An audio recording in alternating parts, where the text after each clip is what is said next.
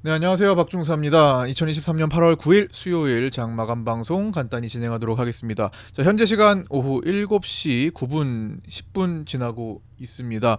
현재 나스닥은 조금 변동이 좀 생겨서 현재 0.3%로 꿈틀꿈틀 상승하면서 움직이고 있습니다.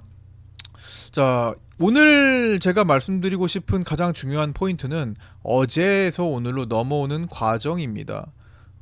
어제 제가 오전 11시를 전후로 해서 외국인들의 고민하는 상태, 외국인들의 이상 매매 현상을 감지해서 그동안 오음봉으로 내려꽂던 미국 신용등급 강등을 사유로 내려꽂던 상태를 어쩌면 마감할 수도 있는 계기가 될 수 있지 않나라고 그런 조짐을 읽어드렸죠. 그게 되게 중요한 건데 어쨌든 외국인들은 이 신용등급 강등을 빌미로 어디까지 내릴지 불투명한 상황이었습니다. 제가 요날 복귀를 해보시면 요날 올리면서 계속 찝찝한 말씀을 드렸어요. 뭔가 준비가 안 되어 있는데, 옵션에서 아직 준비가 안 되어 있는데, 이들은 상방 준비를 외국인들은 하지를 않고 있는데 선물만 가지고 그냥 땡겨서 돌파까지 만들어버린다. 보통 개인들은 돌파하면 돌파 매수를 하고 돌파했기 때문에 추가 상승을 보기 마련입니다. 그렇게 배워왔거든요. 우리는 책에서 그렇게 알려줬고 책에서 그렇게 배워왔습니다. 책을 보셨던 분들은. 그러나 실전에서는 그게 통하지 않는다라는 것을 이번에 정확히 보여줬죠. 뭐 이번뿐만이겠습니까? 과거에도 계속 올해 특히나 정말 많은 구간에서 그런 외국인들의 트릭 페이크 상태를 많이 보여줬습니다. 이때도 그랬죠. 이때는 제가 더 많이 감지를 했었죠. 이때는 완전히 페이크다라고 제가 그렇죠? 강조를 드렸던 때고, 이때는 뭔가 이상하다, 찝찝한데 외국인들 준비 안 되는데 왜 저렇게 하지? 왜 저렇게까지 울리는 거지? 라고 의문을 가졌었던 때. 그래서 매수로 접근하면 안 되겠다라고 말씀을 드렸죠. 여기는 아예 매도로 접근해야 된다고 말씀을 드렸고요. 그렇죠? 이때는 6월 달에 선물 옵션 동시 만기를 앞두고 6월 포지션이 워낙 강했습니다. 그래서 돌파 후에 상승을 계속 꾸준히 보였던 거고요. 만기가 이 근처에서 끝났기 때문에 돌아섰던 거고. 그래서 제가 지금 말씀드리고 싶은 것은 요 부분에서 분명히 기술적으로 오늘을 제외하고 본다면요. 여기서는 지난번에 여기 장대 양봉 나왔을 때 돌파했을 때 매수를 보는 사람들의 입장에서는 지금 하락하는 추세가 더 이어지고 있기 때문에 사실 이 정도 음봉을 봤을 때 이 각도대로 더 한번 연속으로 떨어지는 것을 생각하기가 쉽습니다. 그렇게 지금 진행이 되고 있었거든요. 외국인들과 금융투자의 포지션 자체가 하방 무제한, 개인들이 상방 무제한으로 포지셔닝이 돼 있는 상태였잖아요. 그런데 이게 평생 갑니까? 이들은 청산을 해요. 옵션 만기일이 다가올수록 청산하면 포지션이 바뀌어버립니다. 자, 우리도 예를 들어서 선물을 2계약을 매수한 사람이 있다고 쳐보세요. 그러면 만기까지 선물 2계약을 유지를 했다면 계속 우상향하는 이런 상승 포지션이 나오게 됩니다. 그쵸? 그런데 충분히 시장이 올라가서 혹은 내려가서 어떤 연유에서든 내가 만기에 다가가서 얘를 청산을 할 수가 있어요. 그쵸? 지금 2계약이라고 말씀드렸죠? 그럼 1계약만 청산해도 각도가 줄어듭니다. 그 2개를 다 청산하면 없어지죠. 만약에 3개를 청산해서 매도 계약으로 바꿔버리면 하방으로 바뀝니다. 이렇듯 기존에 있는 포지션은 만기가 다가오면서 청산이라는 과정을 통해서 포지션이 급격하게 바뀔 수가 있습니다. 그게 보통은 만기 날보다 만기 전날, 전전날에 많이 일어나기 때문에 우리는 옵션 만기 날보다 보통 옵션 만기 전날이나 전전날의 변동성이 크다고 배워왔어요. 그리고 그런 경우도 많이 봤죠. 실제로 그런 변동성이 옵션 만기 전날까지 안 나타났다면 그 에너지에 응축된 에너지는 모두 만기날에 보여줍니다. 그래서 엄청난 변동성을 가진 만기날에 움직임이 탄생하고요. 보통은 그렇다라는 거예요. 그래서 그 같은 관점에서 기술적으로 우리가 익히 이런 돌파 하락 파동을 봤을 때 추가적인 하락을 보여줄 수 있지만 어제부터 상당한 변화가 일어났다. 그래서 제가 어제 그걸 감지드리고 어제 라이브 방송이든 카톡방이든 제가 그때 말씀을 드렸죠. 그리고 어제 마감 방송에서도 제목을 뭐라고 했습니까? 외국인들의 오음봉 끝에 변화가 있을 것인가? 뭐라고 썼나요? 외국인 오음봉만의 포지션 변화 가능성을 시사한다. 선물 환매수 해줄까? 라는 제목을 달아드렸습니다.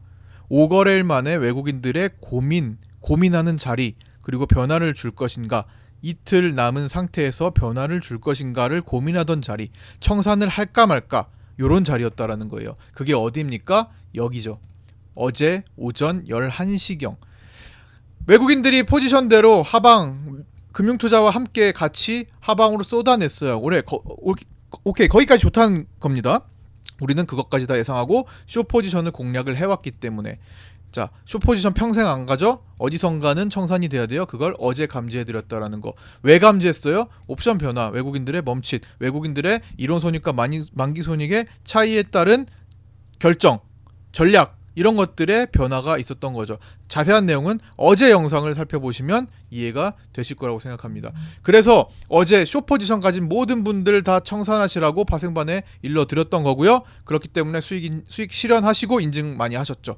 그 다음에는 좀 관망으로 갔습니다. 어제 좀 지저분했고, 오늘 상승에도 초반에는 외국인들이 상승으로 바로 전환되지 않아도 사실 가만히만 있어도 외국인들은 이득입니다.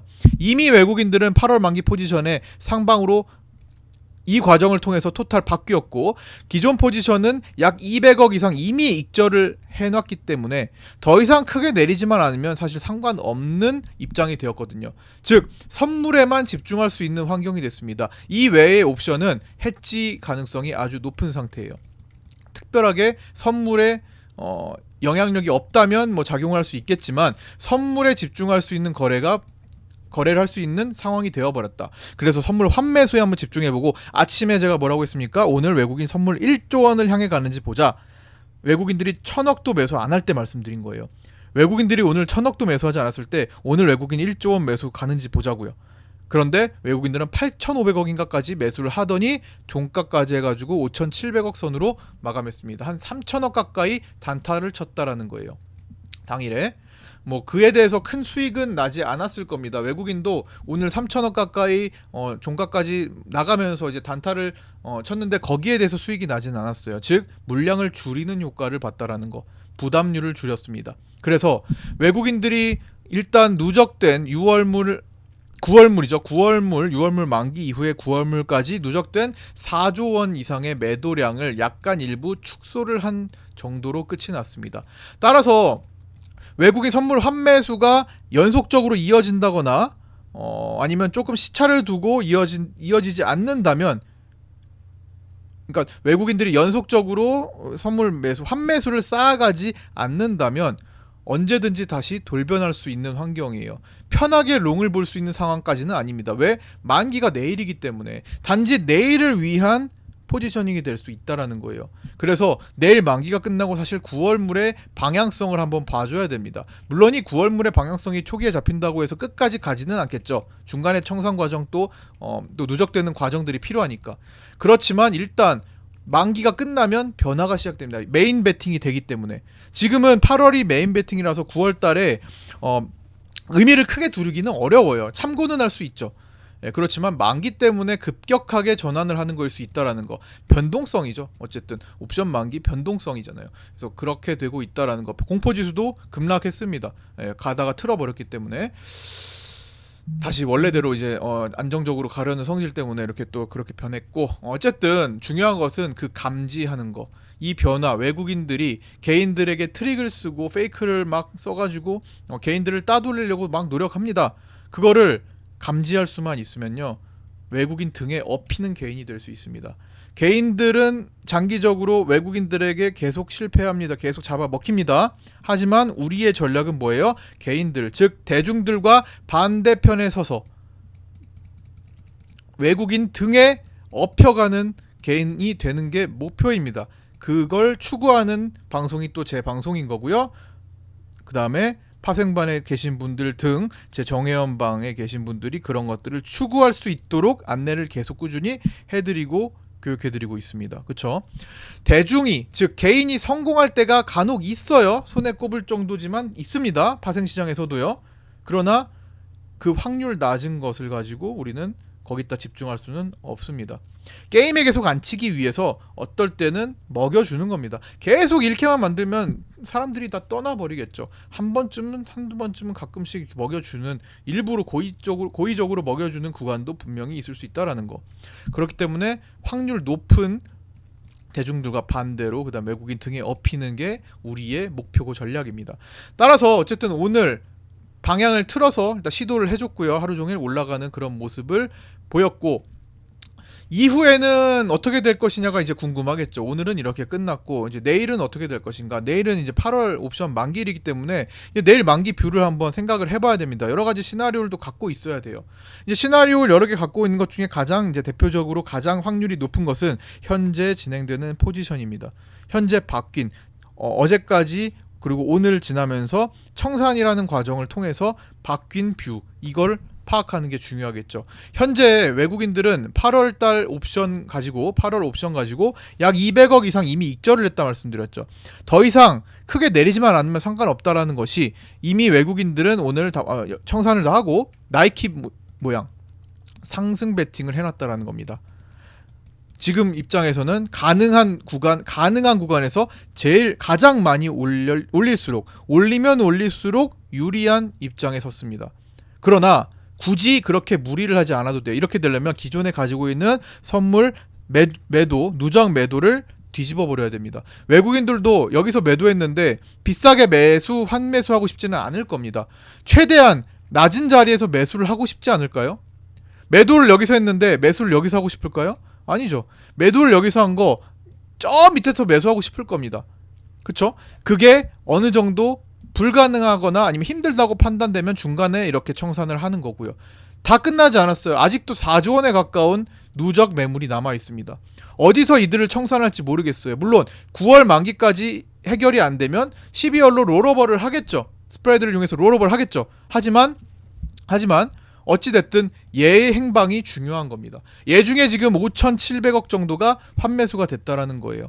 그러면서 오늘 끌어올렸어요. 자, 이제 끌어올렸으니까 무조건 계속 상방인가요? 아니라는 걸 지금 말씀드리고 있는 겁니다. 그러나 당장 내일까지는 내일 옵션 만기의 뷰가 가장 중요한 거, 베팅 포지션이 가장 중요한 거죠. 그래서 선물에 집중하는 외국인들의 전략이 이렇다라는 거 말씀을 드렸고요. 그러면 금융투자는 어떨까요? 금융투자는 현재 손익이 제로에 가깝습니다. 크게 수익도 아니고요. 크게 손실도 아니에요. 그래서 내일 하루가 정말 중요하게 됐습니다. 내일 하루를 통해서 금융투자는 한 달간의 옵션 거래를 통해서 수익 마감할지 손실 마감할지가 결정되는 날이에요. 지금 거의 손익 상태가 제로에 가깝기 때문에, 그러면 금융투자의 구조는 오늘 하방 베팅이었는데, 그동안 하방 베팅이었는데 오늘 올랐을 때 손실이 없는 구조로 만들어 둡니다. 이렇게 올렸어요. 즉 외국인들이 어쩌면 올릴 수도 있겠거니 라고 생각을 하는 겁니다. 외국인들이 진짜 작정하고 돈을 또 내일 환매수를 막 오늘 가지 못한 1조 원을 막 써가지고 달려들면 금융투자는 이길 재간이 없어요. 그렇기 때문에 혹시 몰라 그걸 대비하는 겁니다. 어떻게 대비해요? 상승했을 때 손실이 보는 구조를 미리 청산해버립니다. 미리 없애버려요. 거기까지 가면 손실이 크기 때문에 여기를 미리 제거를 해버려요. 그래서 이렇게 땡겨 놓습니다. 즉 금융투자는 내일 외국인들이 신나게 끌어올려줘도 상관이 없어졌습니다. 단 이득은 못 보겠죠. 물론 내일 어느 정도 다시 또 거기에 맞춰서 베팅을 하면 그에 따른 수익은 있을 수 있겠지만, 지금 현재 만들어진, 오늘 종가까지 만들어진 상태에서는 내일 외국인들이 신나게 끌어올려도 금융투자는 타격이 없도록 만들었습니다. 다만 손실만 안 보면 단가요? 수익을 보고자 할 때는 오늘 열심히 눌렀죠. 금융투자가 8,400억을 눌렀습니다. 선물을 매도를 통해서. 그쵸? 여기 8,400억을 눌렀어요. 외국인들이 5,700억 사는 동안 더 많은 금융투자의 매도가 나왔습니다. 금융투자는 누르고 싶거든요. 그래서 내일 그 방향으로 작용을 해서 이득을 노린다면 내일 금융투자는 최선을 다해서 하락시키려고 하겠죠. 이것도 참조. 개인은 어떨까요? 개인은 현재 350에 가깝게 최대한 많이 올랐을 때 불리한 구조가 되어 있습니다.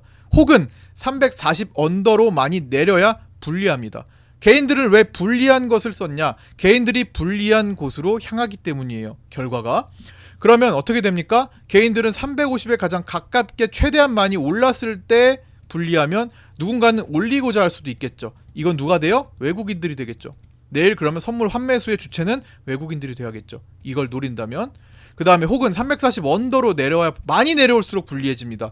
지금 코스피 200이 341.61이에요. 사실 얘가 불가능한 게 아니죠. 더 가깝죠. 340 밑으로 많이 내리면 어떻게 됩니까?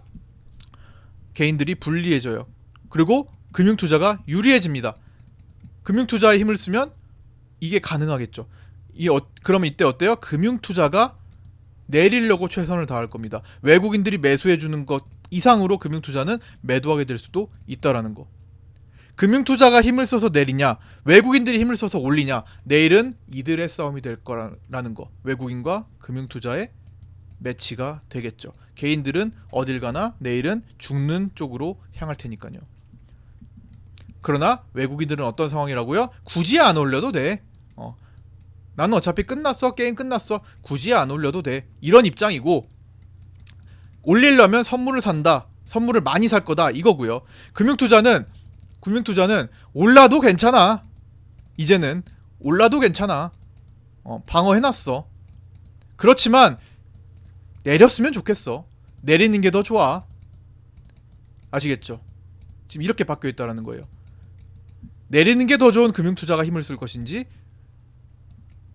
굳이 올리지 않아도 되는 외국인들이 선물을 환매수하면서 땡길 것인지 내일 한번 잘 지켜보시죠. 그러니까 내일 연속으로 상승하지 않아도 이상하지 않은 거고요. 내일 어느 정도 조정이 나온다면 더 자연스러운 현상이 사실 되는 겁니다.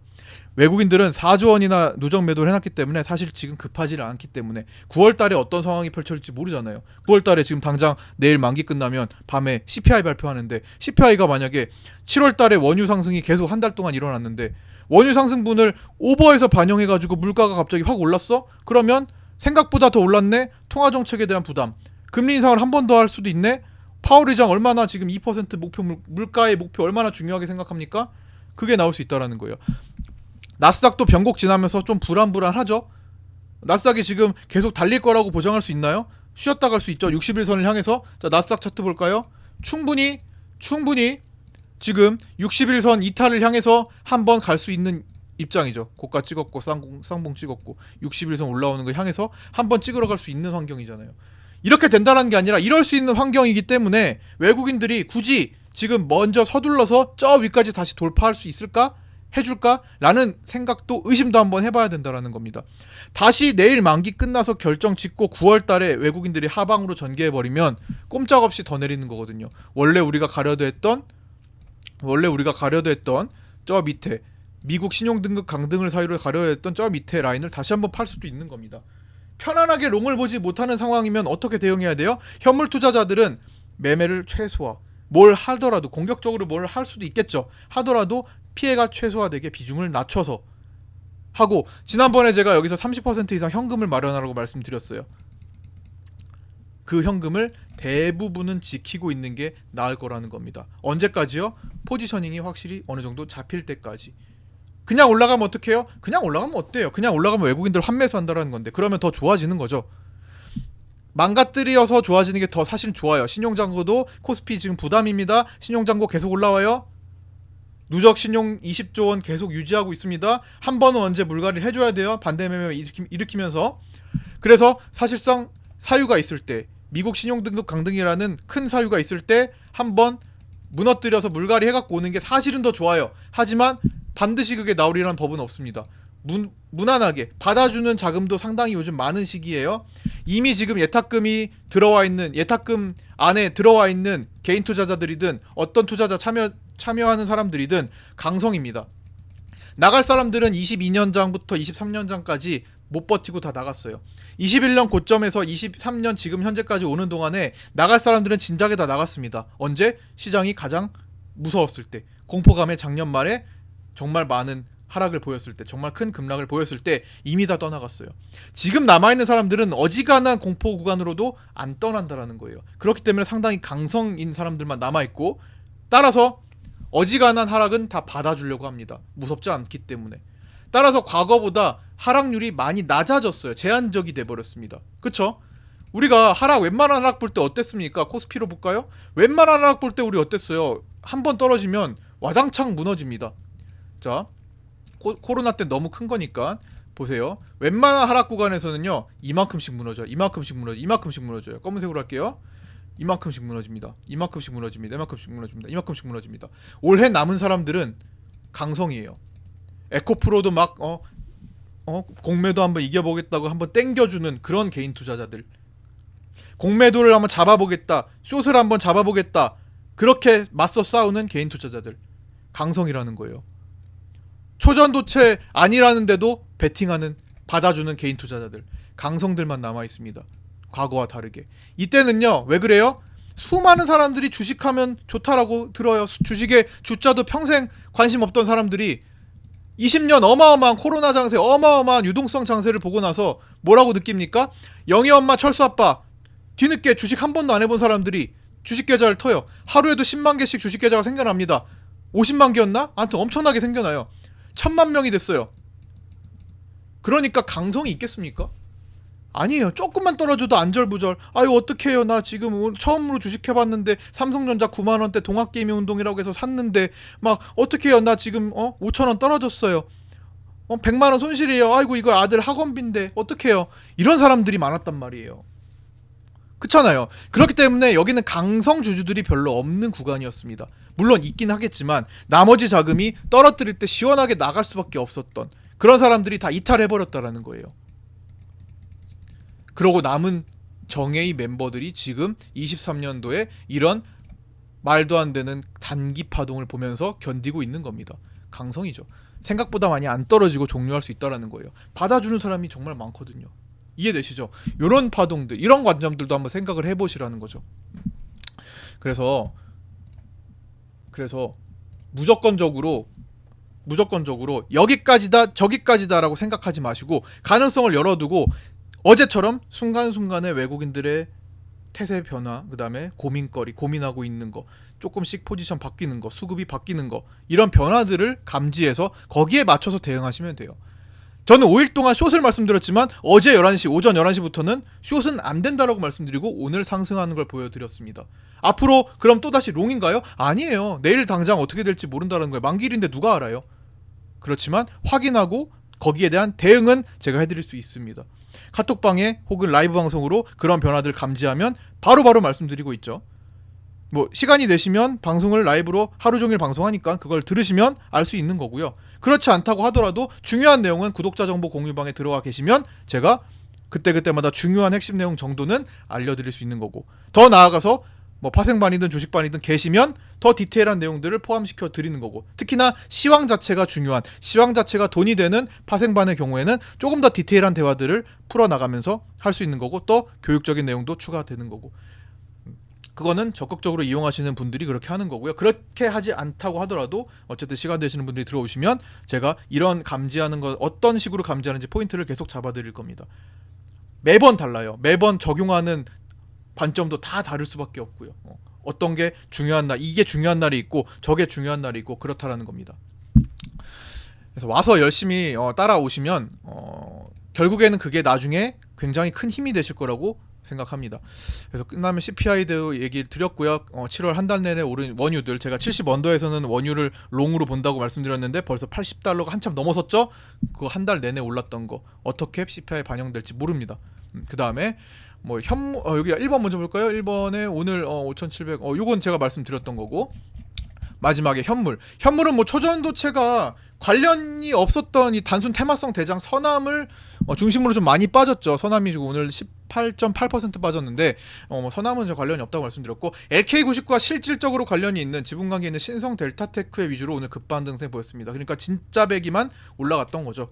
LK99 자체가 아직은 그래도 가능성이 없는 것은 아니잖아요. 그렇기 때문에 진짜 배기만 조금 움직여주고 가짜들 관련 없는 것들은 좀 급락이 나왔고, 전체적으로는 좀 그래도 버텨주는 하루였던 것 같습니다. 포스코 에코프로도 오늘은 좀 건강하게 시장과 함께 좀 올라가 있었고요. 이런 것들은 좀 천천히 진행, 개인들을 좀 묶어두는 파동을 좀 오랫동안 보여줄 거라고 생각합니다. 네. 제약바이오도 강한 도약 준비 과정 진행되고 있고요. 제약바이오가 오늘 많이 올랐어요.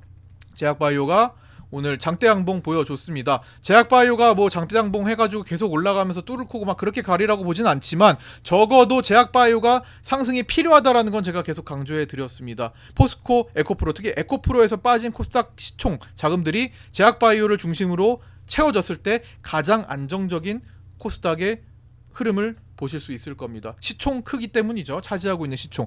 제약바이오의 도약 과정 잘 보시면 좋을 것 같고요. 꼭 필요합니다. 얘네들이 나중에 윗방향으로 쳐주는 게 가장 필요하고 그러면 코스닥이 1000포인트고 1100포인트고 갈 수 있는 계기가 충분히 될 수 있을 거라고 생각합니다. 물론 에코프로에서 시총 빠지는 거, 에코프로 BM에서 시총 빠지는 게 좀 크기 때문에 쉽지는 않을 거예요. 그렇지만 그런 과정을 녹여가면서 충분히 갈 수 있는 자리가 될 수 있을 거라고 봅니다.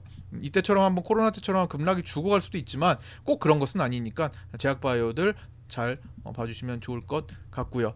나머지는 이제 내일 옵션 만기 이후에 다시 한번 이야기 나눠보도록 하겠습니다. 조금 길어진 것 같네요. 좀 간단히 하려고 했는데 뭘 하다 보니까 또 전달해드리고 싶은 내용이 또 많아져가지고 또 이렇게 또 길어졌습니다. 여러분들 또 늦은 시간까지 제가 올리게 되면 8시 넘어갈 텐데 늦은 시간에 또 시청해 주시는 분들 모두 감사드리고 하루 고생 많으셨습니다. 네, 구독과 좋아요 알림 설정도 부탁드리고요. 구독자 정보 공유방에 들어오셔서 함께 하실 분들 전화번호 공개되어 있지만 전화 주지 마세요. 전화 안 받습니다. 일단 문자와 카톡으로 먼저 주시고 혹은 그것보다 더 빠르게 안내받고 싶다 하시는 분들은 유튜브 댓글에 있는 오픈톡으로 문의 주시면 더 빠르게 안내받으실 수 있습니다.